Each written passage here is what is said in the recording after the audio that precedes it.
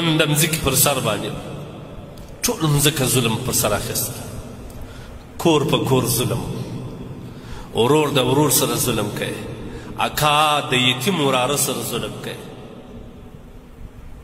خاوند د خپلې میرمنې سره ظلم کوي، زوی د پلار او د مور سره غټ ظالم دی. دا وخت جابر احسان ورته معرفي کړی دی بابا.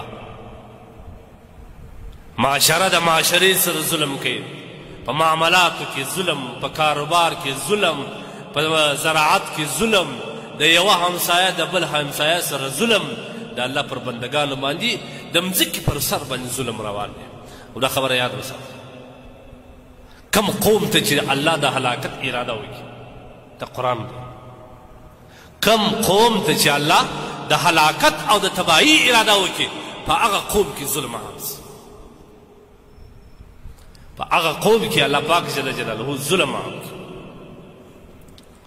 تاسو وینئ نن زموږ په معاشره کې زه خو وایم اکثره وخت دغه رسنۍ چې کوم دي، که د ټي وي د لارې، که خارجي او که داخلي رسنۍ، یا آلات د دې رسنۍ چې موبایل دی، کمپیوټر دی، تلویزیون دی، دا خو سراسر فساد دی، دا سراسر شر دی. خاص کر دا سوشل میډیا او رسنۍ چې اوس راوتلې ده، سوشل میډیا د الکترونیکي میډیا ته وایي چې په موبایل کې دننه فیسبوک دی، یوټیوب دی او ګوګل دی، ټویټر دی، فلان دی فلان دی. دا د فحاشي او د عریاني یو لویه ذریعه ده. لیکن کله کله په شر کې یو خیر پروت دی، کله کله په شر کې یو خیر پروت دی. دا شی که څه هم جوړ شوی د عریاني او د فحاشي دپاره دی، او د انسانانو ذهنیت د خرابېدو دپاره دی، او په معاشره کې فحاشي بې حیایي د خپرېدو دپاره جوړ شوی دی. لیکن په دې شر کې کله کله خیر هم وي. د انسانانو په حالات باندې سړی ډېر ژر خبرېږي. دنیا یې پلسري کړه، کنج کنج د دنیا یې په دې کې ښکاره کړه. د مځکې پر سر چې وګورې، خاص کر دغه رسنۍ تعقیب کې د هرې خوا ظلم شروع دی، د هرې خوا ظلم شروع.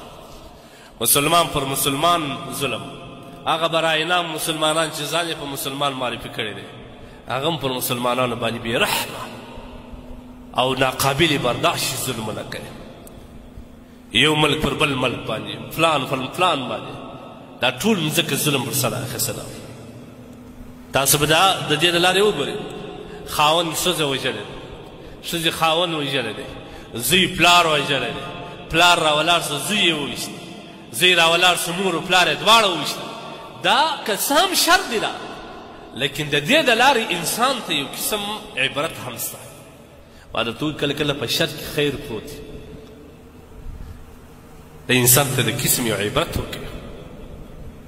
په معاشره کې چې کوم بېلابېل ظلمونه روان دي، د هغه ظلمو څخه تا اګاه کوي، د هغه ظلمو څخه تا خبرداره کوي چې نن دا ظلم روان دی. ښځه د خاوند سره ظلم کوي، او خاوند د ښځې سره ظلم کوي، زوی د پلار سره دا رقم وکړل، پلار د زوی سره دا رقم وکړل، اکا د وراره سره وکړل، حکومت د خپل رعایا سره دا وکړل، پر مظلوم ملت باندې داسې ظلمونه وکړل، انصارو د مهاجرو سره وکړل، کافرانو د مسلمانانو سره وکړل.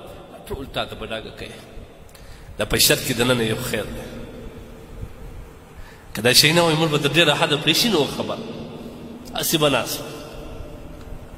لیکن دې ظلمو ته سړی وګوري، د سړي احساسات راپورته شي، برداشت یې بیا نه وي چې نور به څه در څه زه بیرېږم.